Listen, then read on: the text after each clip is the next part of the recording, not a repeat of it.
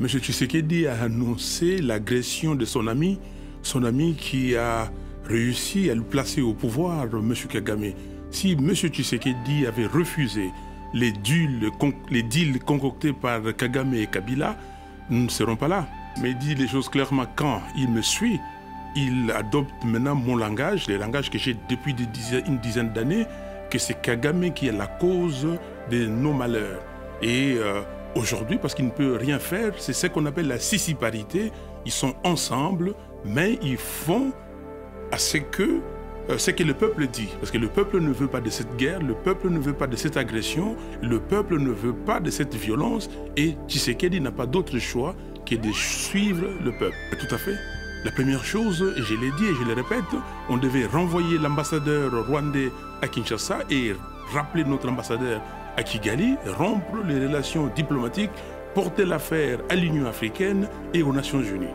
Masolo ya kwanga tikela bateke ya immobilier tikela Imo Congo hôpital ya PDG expert docteur en immobilier Leinzau Mayala. Pokuna mapangu nyonso za ya koteka sans exception. Esengeli boyebake pona ba problème na bino nyonso etali vente, achat, paie location, équipe ya ba professionnel ya Imo Congo hôpital ba traitaka yango dada avec impact na idéologie. Botu na nganini ba service eza yele na Imo Congo hôpital lokola vente, achat, location, paie likambo etali déménagement na bino bomi tungisa kutu te po ba bis permanent etandami wana kaka pona ko servir ba client na bango. Bonjour, les angai président ya Imo Congo hôpital. Tube yango hôpital pona nini? Donc toute personne ozoluka ndaku ya kofutela to ya kosomba pana biso baza ba maladie en immobilier. Alors nous sommes là pour na traiter cause ba solution. Muto ozoluka villa, concession, terrain vide, même en location ou bien achat. Donc moi et mon équipe nous sommes disponibles pour nous avoir solution. Faites-nous savoir tous vos besoins immobiliers et nous nous chargerons du reste. Imo Congo nyonso ya koteka sans exception. Mapango nyonso eza ya koteka sans exception. Voilà route de Matadi, beaucoup d'infirmières, d'infirmières bazali, bakoyamba bino bakosala musala comme il faut.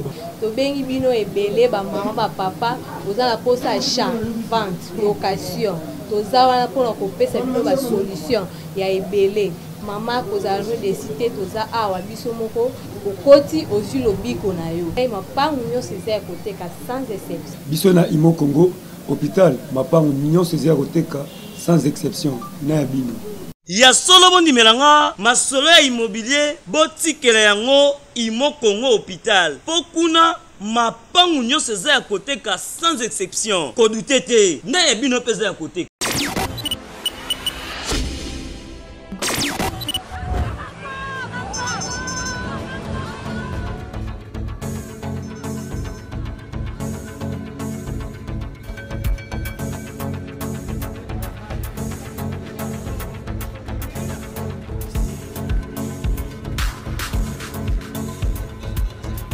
Très bien, merci pour votre confiance et fidélité. Nous sommes toujours là avec le vôtre Grady Mouya, autrement dit, le fils de la promesse. Tolobito s'abonner ebele na chaîne Oyo Chamaloba officiel pour na chaîne Onde Kopé Sabino ba information na ta Oyo Boko Zela ba information. Alors na kolembate ko remercier bandeko nyonso o ba ko s'abonner mikolo nyonso na kati ya chaîne OP ba ko pesa biso confiance mikolo nyonso wana na ko banza bongo na honorable Jean Moutala le grand prêtre César Ngadi merci na nyonso ko sala na kati ya Chamaloba officiel. Donc na mokolo ya lelo to ko proposer bino bolanda interview moko oyo Fayulu o azali président ya Eside Martin Fayulu auti ko sala na France 24 pe na RFI. Alors na ko sabino déjà interview wana e ko pesa ba kongomani ebele kanda na makambo Fayulu alobi parce que makambo oyo Fayulu alobi ezali ko bimisa le président Félix Antoine Tshisekedi Tshilombo lokola incompétent na mboka bapaya tango azali na mboka libanda esengeli ko eba maloba mosusu ya koloba maloba mosusu ezali maloba te oyo tokoki koloba yango na ba télévision ya bapaya. Donc ndeko Fayulu akei koloba ba propos oyo kopesa ba kongomani ebele kanda nde tokotikela bino bino moko bo juger biso tokotia commentaire te na interview oyo kasi tokotikela bino bo juge bino moko maloba oyo ndeko Fayulu alobi pona président de la République Félix Antoine Tshisekedi Tshilombo mukwa tombolo bakiselaka béton ndenge bana ya Kinshasa balingaka kobenga ye pe akei koloba makambu ya élection eloko eko kamwisa biso ezali ete lelo oyo Martin Fayulu akosenga ete glissement esalama mais azali mutu aliboso oyo atelemelaki glissement kasi nini ekosalaka lelo ndeko Martin Fayulu azala d'accord na glissement pe asenga na président ya Sénat akumbela maponomi na mboka na biso République démocratique du Congo. Alors avec joie et plaisir tokotiki la bino bolanda interview oyo ndeko Fayulu asalaki et ngai na bino tokutani prochainement. Au revoir, bye. Bonjour et bienvenue sur France 24 et sur Radio France Internationale. Nous recevons aujourd'hui Martin Fayulu, c'est le président de l'engagement pour la citoyenneté et le développement en RDC. Bonjour Martin Fayulu. Bonjour. Et avec moi pour cette interview, Christophe Boisbouvier de RFI. Martin Fayulu, bonjour. Bonjour.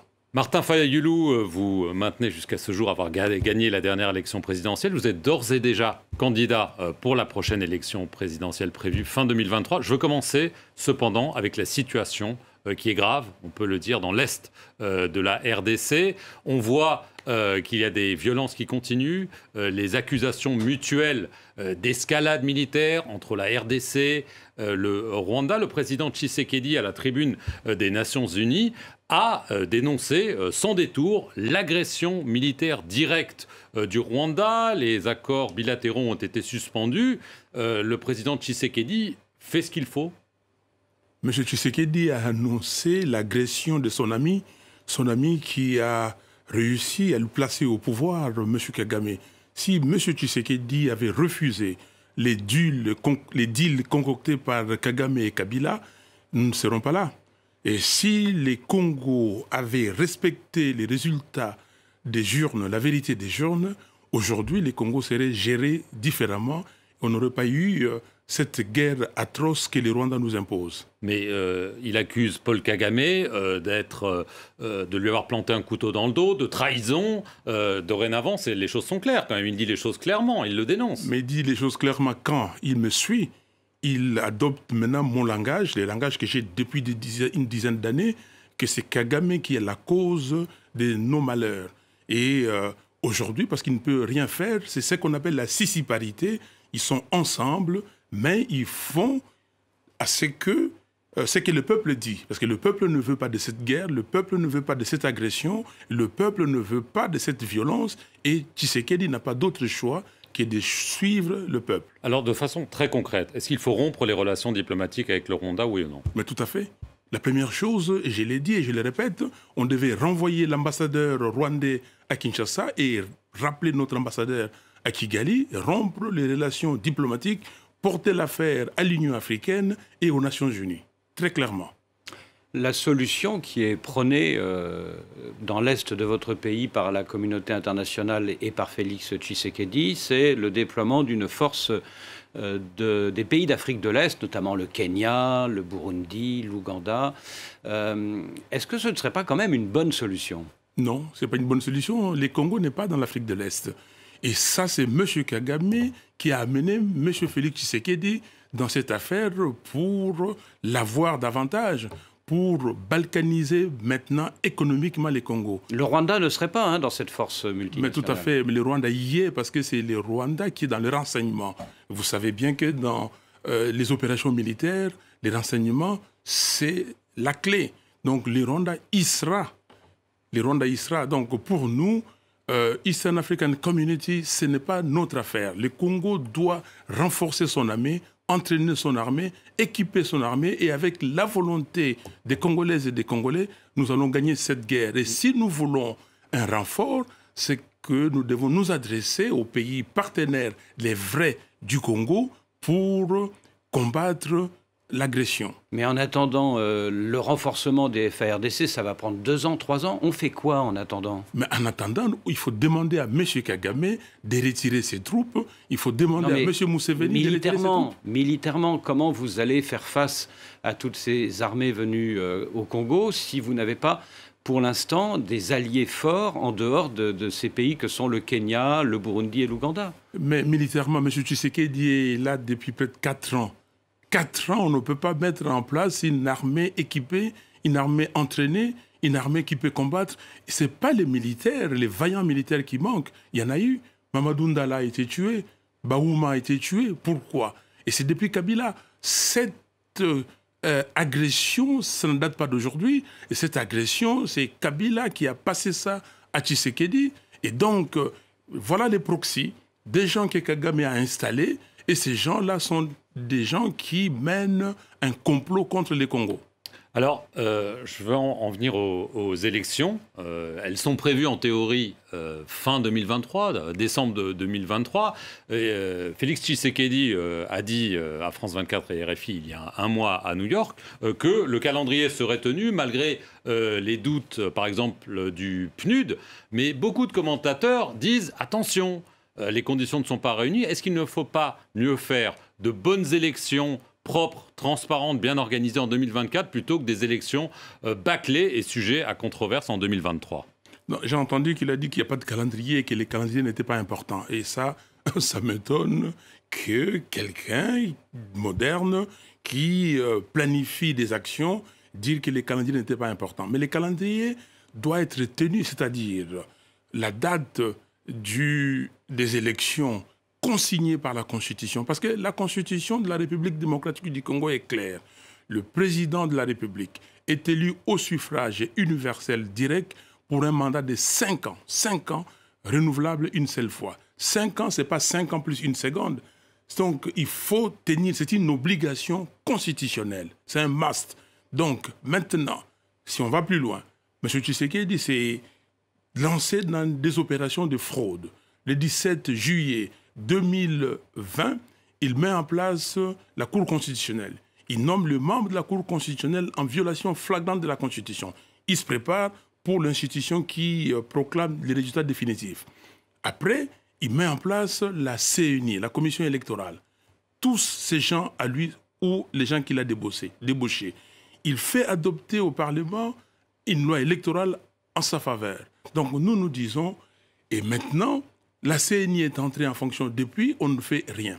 Il faudra absolument avoir les élections. Maintenant, comme vous dites, les experts ont dit que ce n'est pas possible d'avoir des élections correctes, des élections impartiales à temps. Alors, si ce n'est pas à temps, vous savez, il y a un mot qui affectionne les Congolais, c'est les glissements. Quand nous disons pas de glissement, qu'est-ce que ça veut dire? M. Tshisekedi a prêté serment le 24 janvier 2019. Cela veut dire que le 23 janvier 2024, il doit partir. Les glissements, c'est ça. Il part, mais maintenant, si les experts nous disent 1 mois, 2 mois, 3 mois, mais pas au-delà de 4 mois, parce qu'on suit la Constitution, nous pouvons retarder les élections pendant ce délai qui est prévu dans la Constitution.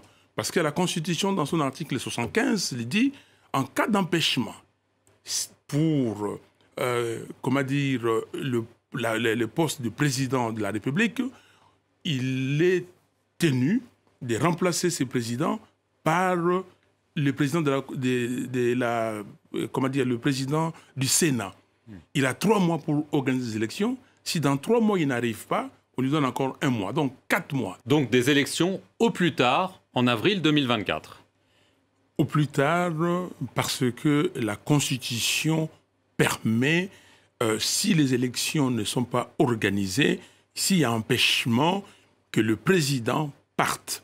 Il part, M. Tshisekedi, le 23 janvier 2024 à minuit, il doit partir. Et là, on peut regarder et voir ce que dit la Constitution, le président du Sénat. Est-ce que nous sommes d'accord avec le président du Sénat? Si oui, ok. Sinon, on s'organise pour mettre quelqu'un de neutre, quelqu'un qui vient de la société civile, pour utiliser cette possibilité constitutionnelle. Si dans 3 mois, on organise, c'est bon. Sinon, on donne 1 mois de plus et 4 mois au total, on organise les élections présidentielles et législatives nationales pour les Congos. Alors vous dites que la CENI n'est pas indépendante et du coup, pour l'instant, votre parti SID n'a pas envoyé de représentants au bureau de la CENI, mais est-ce que ce n'est pas contradictoire, Martin Fayulu, de boycotter la CENI et de ne pas boycotter les élections? Non, on ne boycotte pas la CENI, comme on ne peut pas boycotter les élections. nous n'avons pas envoyé nos représentants à la CENI parce que nous ne sommes pas convenus sur les règles du jeu. Nous ne sommes pas convenus sur la loi portant organisation et fonctionnement de la CENI. Donc nous ne pouvions pas envoyer nos éléments. Et on ne nous a pas demandé d'envoyer les éléments. C'est pour cela que donc vous renoncez. Vous renoncez à tout représentant? On ne renonce pas. C'est pour cela que nous disons qu'il faut que toutes les parties prenantes se voient, se rencontrent et discutent. Il n'y en a pas beaucoup. Il y a l'Union Sacrée, il y a l'FCC, il y a l'AMOCA et la société civile. Ces quatre-là doivent se voir pour recomposer la CENI, premier sujet. 2, revoir quelques articles de la loi électorale. 3, fixer les calendriers. 4, parler de la sécurisation des élections. Et 5, voir comment faire avec la Cour constitutionnelle. Comment recomposer la Cour constitutionnelle. Et 6, voir tout autre élément qui concerne l'organisation des élections.